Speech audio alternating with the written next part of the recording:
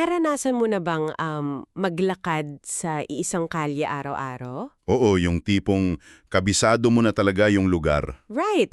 Yung kabisado mo na bawat bitak sa semento, alam mo na kung anong oras nagbubukas yung panaderiya sa kanto. Pati yung mukha ng guard sa kabilang building, pamilyar na. Exactly. Pamilyar na pamilyar. Pero isang araw, bigla ka nalang mapapahinto at marirealize mo na wala ka palang alam. Na totally blind ka pala sa kanila? Oo, wala kang ideya kung ano yung tunay na buhay ng mga taong nakatira doon.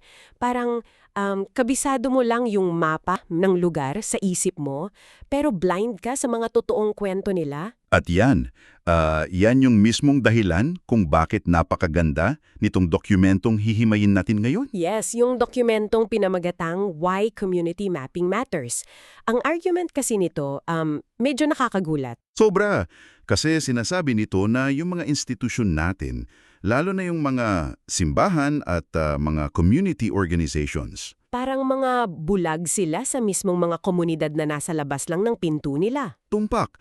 Kaya ang misyon natin sa manalimang pag-uusap na ito ay himayin kung paano natin matututunang makita yung mga kapitbahay natin. Hindi bilang mga numero sa isang demographic report, kundi bilang mga totoong tao, may kanikanyang mabigat na kwento. At para maging malinaw agad sa iyo na nakikinig ngayon, kahit hindi ka nagtatrabaho sa isang simbahan o NGO, kailangan mo yung mga konseptong ito. Definitely. Kasi ang pag-uusapan natin ay yung mismong sikolohiya ng pagmamasid. Right. Paano ba tayo nabubulag ng sarili nating mga assumptions?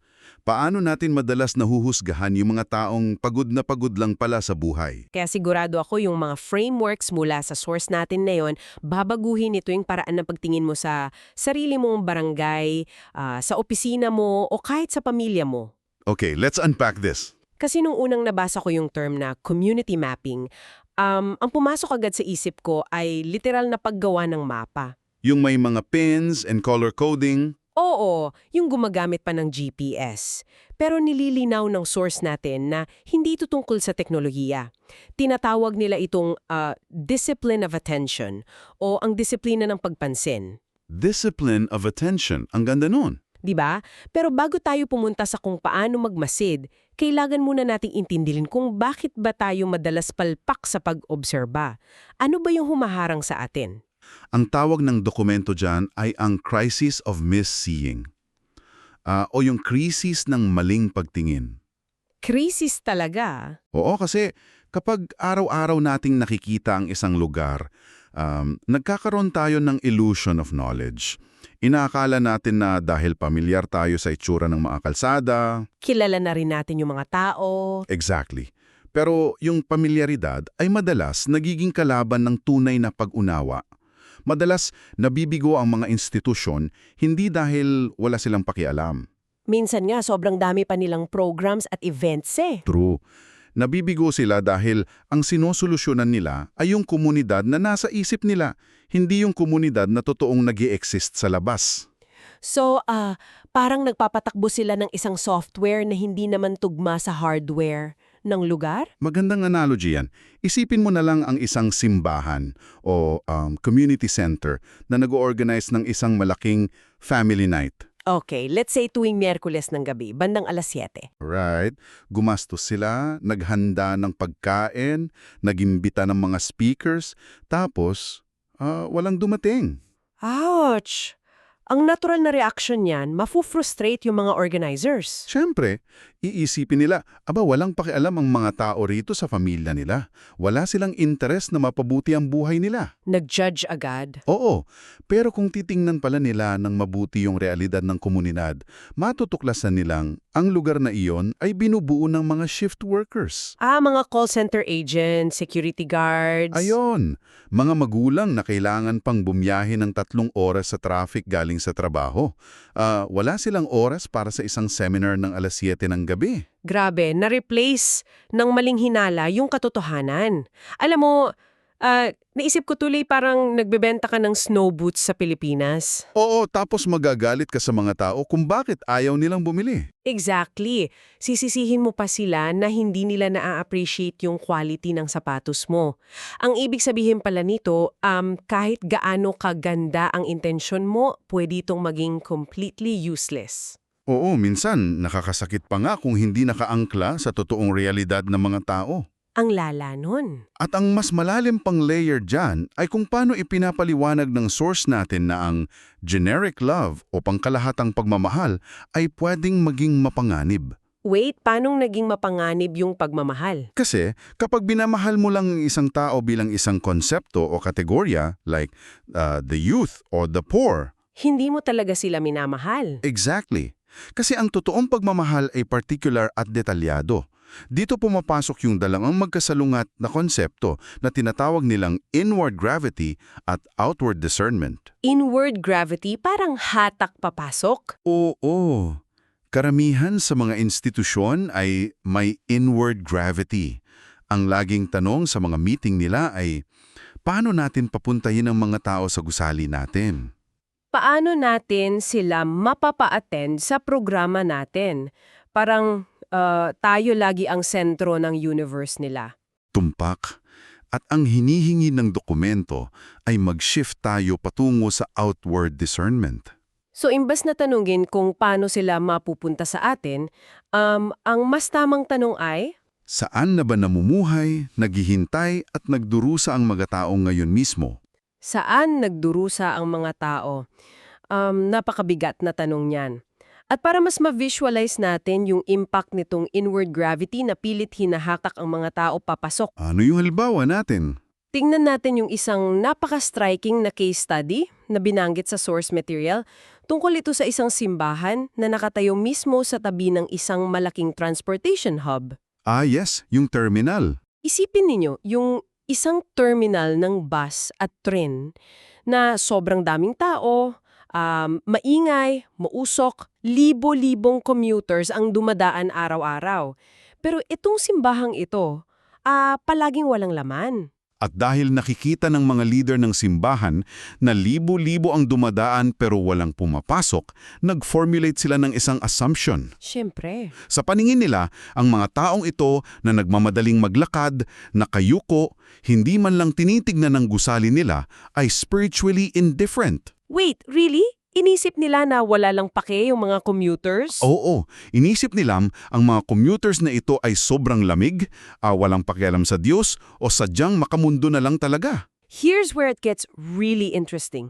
Kasi nung nag-decide yung mga leader na lumabas, Tumayo sa terminals, tumayo sa terminal at talagang manahimik at magmasid. Hindi mamigay ng flyers kundi mag-obserba lang.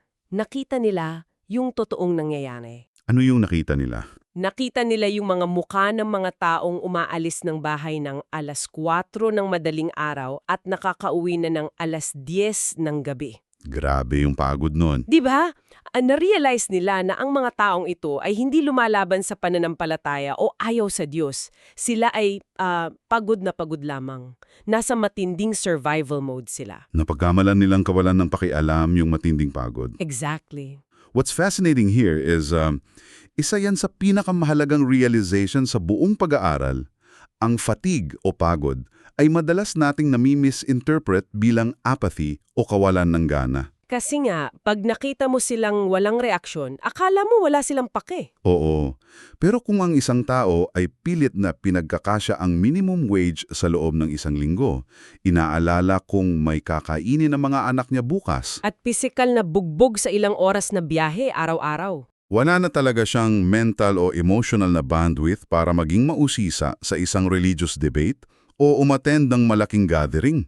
Hindi niya nire-reject ang mensahe mo. Wala lang talaga siyang natitirang lakas para buhatin pa yung pabigat na idinadagdag ng programa mo sa kalendaryo niya. Wait, teka, I need to pause here. Gusto kong namnamin natin yung sinabi mo.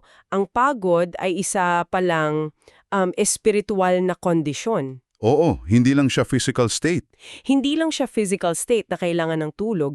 Kapag naubos ka na ng sistema ng mundo, naaapektuhan yung kapasidad mong makipag-ugnayan, makinig, o kahit umasa pa. Exactly. That completely flips the script kung paano natin judge yung mga taong parang walang interes sa paligid natin. At yung pagbabago ng pananaw na iyon ang nagtulak sa simbahan na baguhin ang buong diskarte nila. Anong ginawa nila? Imbes na pilitin ng mga commuters na pumasok sa malaking gusali nila at umupo ng isang oras, dinala nila ang sarili nila sa mismong terminal. Wow! Nag-set up sila ng isang maliit na table ng napakaaga, namigay ng simpleng libreng kape para sa mga naghihintay ng masasakyan. At nag-alok ng maikling panalangin kung gusto nila. Oo, ginawa nilang refuge within the burden ng sarili nila. Naging kanlungan sila sa gitna ng matinding pasanin ng mga tao, imbes na maging karagdagang pasanin. Kanlungan sa gitna ng pasanin. In everyday terms, imbes na bigyan mo sila ng bagong task o attendance na kailangan nilang i-maintain, Binigyan mo sila ng lugar para lang huminga ng maluwag kahit 5 minuto. pero aaminin ko, medyo may friction din dito para sa akin. Bakit? Kasi bilang mga taong sanay sa efficiency, mas madali at mas mabilisan ang isipin na lang na, ayaw nila. Di wag. Oo nga naman. Ang hirap kaya at ang tagal ng proseso. Umupo ka sa terminal, obserbahan mo yung oras ng uwi nila, at kilalanin mo yung bigat ng dala nila. Bakit ba kailangan umabot sa ganitong level ng inconvenience? Kasi kung pipiliin mo yung madali, inilalagay mo ang sarili mong comfort higit sa tunay na paglilingkod. Aray. At dito pumapasok yung sinasabi ng dokumento na ang community mapping ay hindi lang basta isang sociological tool o marketing research para sa magandang PR. Hindi lang siya survey. Hindi. Sinasabi rito na isa itong theological act o isang malalim na gawaing moral at espiritual. Nakaangkla ito mismo sa konsepto Kristiyano ng incarnation o ang pagkakatawang tao. Pag-usapan natin yan. Kasi madalas ginagamit yung salitang incarnation kapag Pasko lang, di ba? Oo, sa mga belen. Pero paano ito nagiging isang practical na lens para sa pagtingin sa komunidad? Ang core ng incarnation ay ang ideya na hindi sinolusyonan ng Diyos ang problema ng sangkatauhan mula sa malayo. Hindi siya nagpadala ng memo. Exactly. Hindi siya nag-drop ng manual mula sa langit.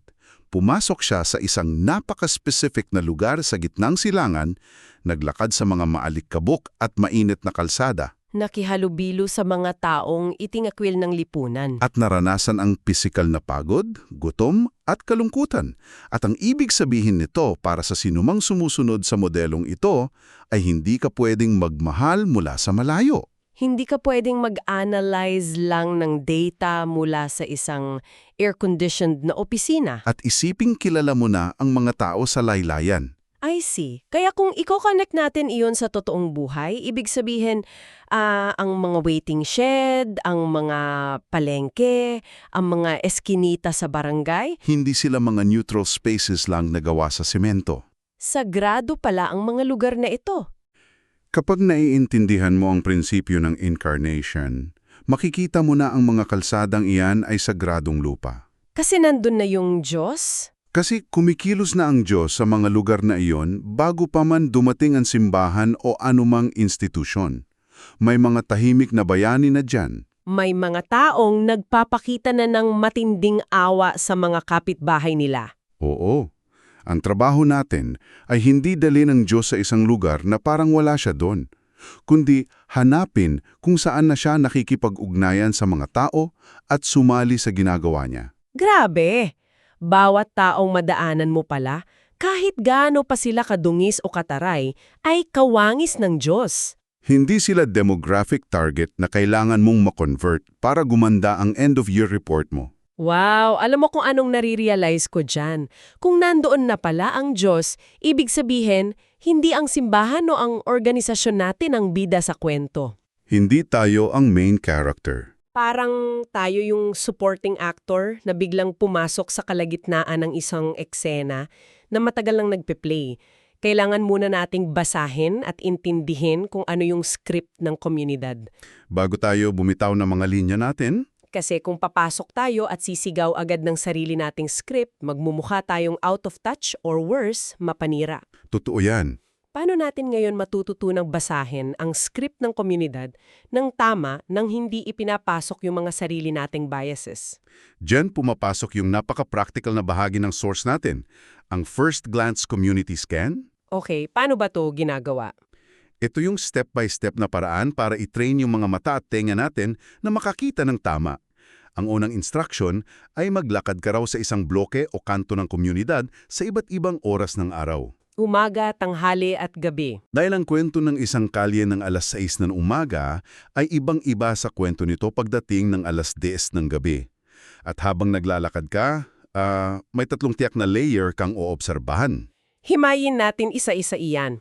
Ang una ay ang visible layer o yung mga nakikita. Siyempre, madaling ilista kung sinong nandoon. May tindero, may naghihintay ng jeep. Pero ang mas nagustuhan ko sa sinabi ng dokumento ay yung paghahanap sa kung sino ang nawawala. Right, sino yung wala doon? May mga bata bang naglalaro sa labas? Kung wala, bakit? Dahil ba delikado ang kalsada? May mga matatanda ba na nakatambay sa labas? O nakatago lang sila sa loob dahil walang maayos na sidewalk para sa kanila. Sino ang pinagsisilbihan ng mga negosyo? At sino ang parang invisible na lang? Ang ikalawang layer naman ay ang audible o kung ano ang iyong naririnig. Kung pipikit ka sa gitna ng kalyang iyon, ano ang nangingibabaw na tunog? Ang tunog ba ng lugar ay nagpapakita ng pag-asa o ng matinding stress? Naririnig mo ba ang tawanan ng mga magkakapit-bahay na nagpapahiwatig ng malalim na samahan? O ang naririnig mo sigawan Ugong ng napakaraming sasakyan. at ingay ng konstruksyon na nagpapahiwatig ng pagdurusa at kawalan ng kapayapaan? Ang tunog ay isang napakatapat na indicator ng kalagayan ng isang lugar. At ang ikatlo ay yung tinatawag nilang atmospheric layer. Ang ganda ng term na ginamit dito. Emotional weather. Oo, parang klima ng emosyon. Parang kapag pumasok ka sa isang kwarto kung saan kakatapos lang mag-away ng dalawang tao, di ba kahit wala silang sinasabi, feel mo agad yung bigat at tensyon sa hangin? Oo, damang-dama mo yung bigat. Ganon din sa komunidad. Kapag naglalakad ka ba doon, pakiramdam mo ba lahat nagmamadali at pwedeng sumabog anumang oras dahil sa nipis ng pasensya? May nakatagong takot ba kapag nagsisimula ng dumilim? O pakiramdam mo ba ay ligtas ka at kalmado ang paligid? Ang galing nung tatlong layers na yon. Ngulit ang buong prosesong ito ay babagsak kung hindi mo gagawin ang tinatawag ng dokumento na the golden rule ng pagmamasid. Ano yung rule na ito? Ang rule na ito ay nagsasabi, huwag kang umasa lang sa sarili mong obserbasyon. Maghanap ka ng kahit isang lokal na tao na mas nakakakilala sa lugar kesa sayo.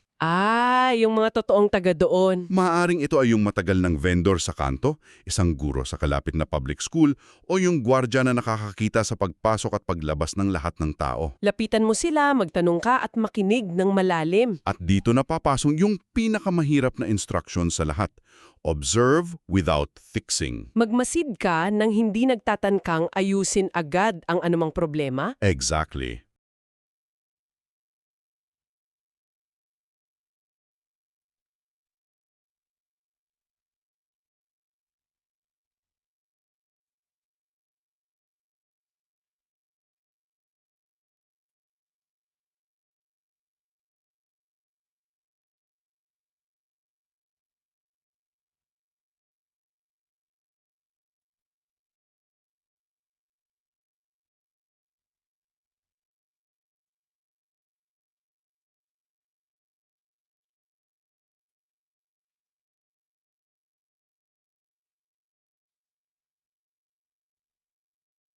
Okay, here's where it gets really challenging. Para sa mga taong nasa posisyon ng leadership o kahit yung mga taong naturally helpful, ang sakit sa ego niyan. Sobra. Kapag nakakita tayo ng problema, naka-wired ang utak natin na gumawa agad ng 5-point action plan para isolve ito. Parang pagiging detective ito na ang rule ay bawal mong isolve yung kaso. This raises an important question, ano? Bakit napakahalaga ng pag-pause o not fixing na ito? Bakit bawal kong ibigay agad ang solusyon kung feeling ko alam ko naman ang sagot? Dahil ang pagmamadaling magbigay ng solusyon ay madalas isang maskara ng ating kayabangan. Ouch ulit. Kapag nagmamadali tayong ayusin ang isang tao o isang lugar, kadalasan ipinapataw lang natin ang sarili nating mga assumptions. Gusto nating matapos agad ang discomfort natin na makakita ng may problema. Gusto lang nating gumaan yung pakiramdam natin. Sinasabi sa dokumento na ang pagpigil sa sarili na magsalita o umaksyon agad ay isang kinakailangang pagpapakumbaba. Tinawag pa nga itong isang uri ng repentance o pagsisisi mula sa katamaran natin sa pag-oobsorba. Kasi kapag inayos mo agad, pinapatay mo ang pagkakataon mong matuto at marinig ang tunay na ugat ng problema na sila mismo ang dapat magsabi sa'yo. Tumpak. I see. Parang sinasabi mo na kapag nag-jump to conclusions ka agad, ginagawa mo ulit silang proyekto imbes na mga tao. Oo. Kung babalikan ko nga yung halimbawa sa dokumento tungkol sa Good Samaritan, 'di ba? Parehong nakita ng pari Casella at ng Levita yung sugatang lalaki sa gilid ng kalsada. Literally, nahagip ng mata nila. Pero hindi nila siya tunay na nakita. Ang nakita lang nila ay isang abala sa schedule nila, isang panganib na dapat iwasan, o isang problemang masyadong madugo para hawakan. Ang Samaritan lang ang tunay na nakakita sa kanya bilang isang kapwa. Dahil naglaan siya nung oras, hininto niya yung biyahe niya, at pumasok siya sa sitwasyon nung lalaki. Ito yung realization ko doon. Ang pagmamasid pala sa pinakamalalim na antas nito ay hindi lang gathering of data. Ano siya? Ang pagmamasid ay isang disiplina ng awa. Ganyan eksakto ang naisiparating ng mga sumulat nito. Ang awa o mercy ay hindi nagsisimula sa pagbibigay ng pera o paggawa ng programa. Nagsisimula ito sa simpleng pagtanggap at pagkilala sa realidad ng iba. Ang ganda nun. At ang prosesong ito ng pagtanggap ng ating mga blinders at maling hinala ay hindi lang eksklusibo sa mga organisasyon. Kinakailangan natin ito sa bawat aspeto ng lipunan. Ang kung paano natin tratuhin ang isa't isa ay palaging nakadepende kung paano natin nakikita ang isa't isa.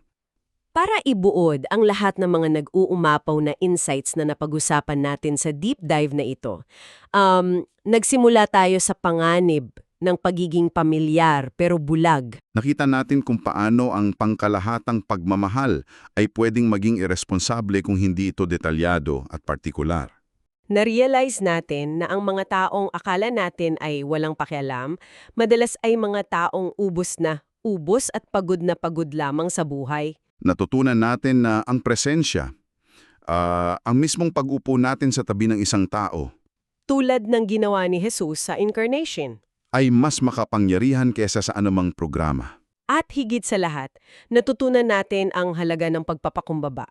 Ang manahimik at mag-obserba bago mag-ambisyon na magligtas o mag-ayos.